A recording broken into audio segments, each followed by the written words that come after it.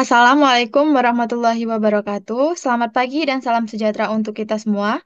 Yang terhormat kepada Ibu Dwi Hasmi Diani MSI dan Ibu Dwi Pratita SPD MPD selaku dosen pengampu mata kuliah belajar dan pembelajaran, serta teman-teman sekalian yang saya banggakan. Pertama-tama, marilah kita panjatkan puji dan syukur kehadiran Allah Subhanahu wa Ta'ala yang telah memberikan rahmat sehingga kita masih bisa berkumpul untuk menyaksikan video pembelajaran dari kelompok 10. Dalam kesempatan ini, saya akan memperkenalkan anggota kelompok kami. Yang pertama yaitu saya sendiri, Adelia Syakila, sebagai moderator. Yang kedua yaitu Aisyah Amrina Rosyada. Yang ketiga Ayu Maharani. Yang keempat Fadila. Yang kelima Mega Utami. Dan yang keenam yaitu Nasihatul Khalifah. Langsung saja kita mulai ke sesi yang pertama yaitu pembukaan. Marilah kita bersama-sama mengucapkan basmalah. Selanjutnya yaitu penyampaian materi yang akan disampaikan oleh Nasihatul Khalifah. Pada Nasihatul saya persilakan. Baik, terima kasih kepada moderator. Yang pertama yaitu penerapan model teori pengolah informasi dalam struktur memori manusia pada kegiatan pembelajaran. Pengolahan informasi mengandung pengertian tentang bagaimana seorang individu mempersepsi, mengorganisasi, dan mengingat sejumlah besar informasi yang diterima individu dari lingkungan. Hal yang demikian juga dapat dikatakan bahwa pengelolaan informasi dapat dikatakan sebagai sebagaimana respon individu terhadap informasi yang diberikan oleh lingkungan sekitarnya. Materi selanjutnya akan dibacakan oleh Aisyah. Kepada Aisyah, silakan. Baiklah, terima kasih. Materi selanjutnya yaitu penerapan teori pengolahan informasi dalam belajar. Ada 3 tahapan, yaitu yang pertama mengarahkan perhatian ke stimulus. Pengolahan sistem informasi dalam memori manusia diawali ketika isyarat fisik diterima pencatatan sensori melalui indera visual, audio, maupun kinestik. Isyarat fisik ini disimpan sebentar disebut ikon dan memori audio disebut peniru bunyi atau HO. Dan yang kedua yaitu mengkode stimulus. Apakah stimulus akan diolah sebagai informasi aktif atau akan lebih lanjut atau tidak sampai memori jangka panjang. Sebagai memori inakatif, maka diperlukan pengkodean yaitu mengubah stimulus sehingga dapat disimpan sehingga pada waktu lain dapat dimunculkan kembali dengan mudah. Dan yang ketiga yaitu penyimpanan dan retrieval. Pengkodean dimaksudkan untuk menyimpan informasi guna disimpan dalam memori jangka panjang untuk dapat diingat kembali sewaktu-waktu diperlukan. Untuk proses ini sangat bergantung bagaimana informasi itu disimpan dan bagaimana hubungan informasi itu dengan informasi sebelumnya dari memori jangka panjang. Baiklah, materi selanjutnya aplikasi teori pengolahan informasi dalam belajar. Penerapan teori pengolahan informasi dalam belajar berasumsi bahwa memori manusia itu suatu sistem yang aktif, yang mampu menyeleksi, mengorganisasi, dan mengubah menjadi suatu sandi-sandi informasi dan keterampilan bagi penyimpanannya untuk dipelajari. Dalam hal ini, individu diartikan sebagai suatu objek yang memiliki kemampuan untuk menghasilkan suatu penyeleksian, pengorganisasian, dan pengubahan terhadap informasi yang didapat menjadi suatu sandi-sandi yang berguna untuk memudahkan individu dalam proses belajar yang akan dijalani dirinya. Baiklah, itu saja materi yang bisa saya jelaskan. Materi selanjutnya akan dijelaskan oleh Ayu Muharaini. Pada Ayu, dipersilakan. Baik, selanjutnya saya akan menjelaskan mengenai teori pembelajaran pemrosesan informasi. Yang pertama, teori kinerja otak. Proses pembelajaran sangat terkait dengan kerja otak kanan dan otak kiri. Cara yang baik untuk menghormati kerja keunikan otak dan perbedaan anak adalah dengan cara mempertimbangkan gaya pembelajaran. Ada banyak gaya pembelajaran yang tersedia sekarang ini dan masing-masing memiliki poin-poin yang kuat. Semuanya mempunyai perbedaan dari hal proses input, filter kognitif, pemrosesan, dan gaya respon. Yang kedua, ada teori kognitif. Model pemrosesan informasi ini didasari oleh teori pembelajaran kognitif. berkonsentrasi pada kemampuan peserta didik memproses informasi yang dapat memperbaiki kemampuannya. Pemrosesan informasi merujuk pada cara mengumpulkan atau menerima stimuli dari lingkungan, mengorganisasi data, memecahkan masalah, menemukan konsep, dan menggunakan simbol verbal dan visual. Yang ketiga, teori template. Teori ini mengusulkan bahwa pola-pola tidak diuraikan semua. Template adalah suatu kesatuan yang holistik atau tidak dapat dianalisis yang kita dibandingkan dengan pola lainnya dengan mengatur beberapa banyak dua pola dapat dicocokkan atau saling melengkapi.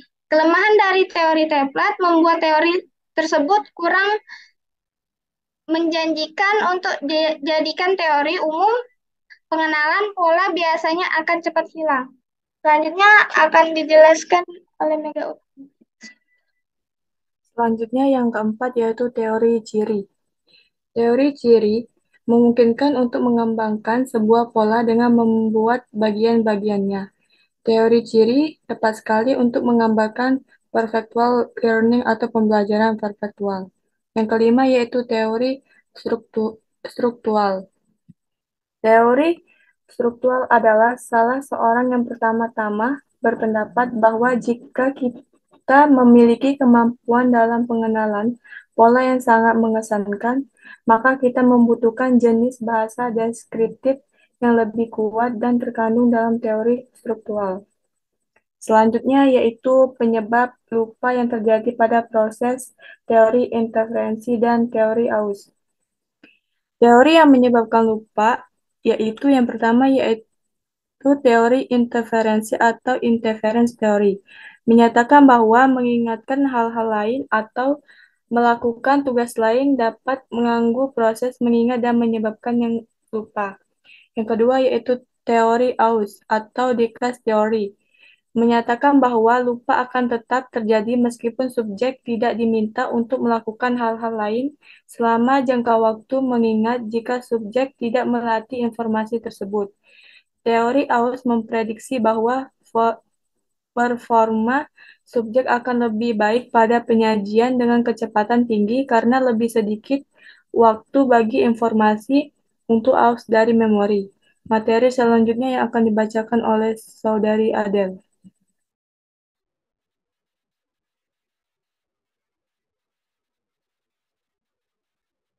Selanjutnya yaitu kelebihan model teori pengelolaan informasi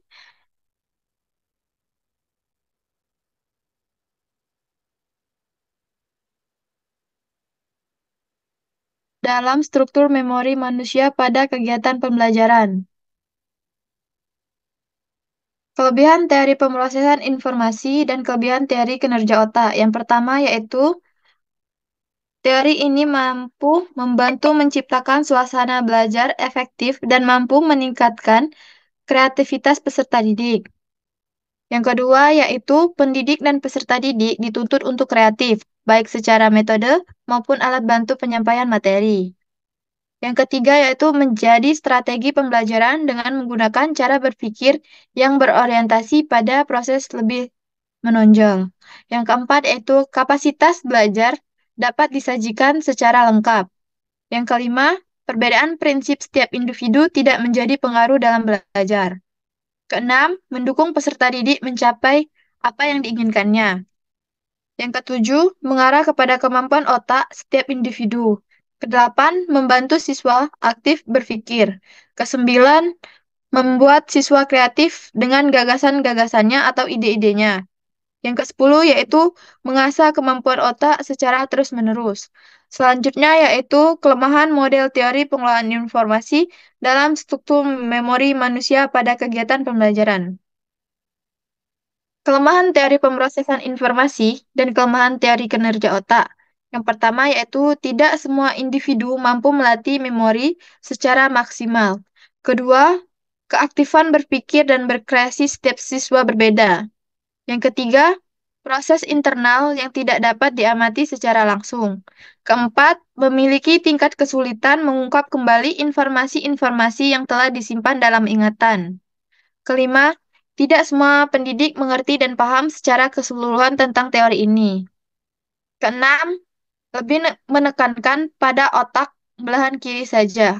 Ketujuh, pendidik atau guru kurang membantu siswa. Kedelapan, gaya dan minat belajar setiap individu berbeda-beda. Kesembilan, minimnya fasilitas untuk mendukung teori ini. Kesepuluh, yaitu minimnya pengetahuan masyarakat ataupun orang tua tentang teori ini. Baiklah, itulah penyampaian materi dari video pembelajaran kelompok 10. Selanjutnya yaitu pembacaan kesimpulan yang akan dibacakan oleh Fadila. Kepada Fadila saya persilakan. Baiklah, terima kasih moderator atas kesempatan yang sudah diberikan. Berdasarkan materi yang sudah disampaikan oleh kelompok kami tadi, di sini izinkan saya untuk membacakan kesimpulan dari yang sudah dijelaskan oleh kelompok kami. Kesimpulannya yaitu penerapan model teori pengolah informasi dalam struktur memori manusia pada kegiatan pembelajaran pengelolaan informasi mengandung pengertian tentang bagaimana seorang individu mempersepsi, mengorganisasi, dan mengingat sejumlah besar informasi yang diterima individu dari lingkungan.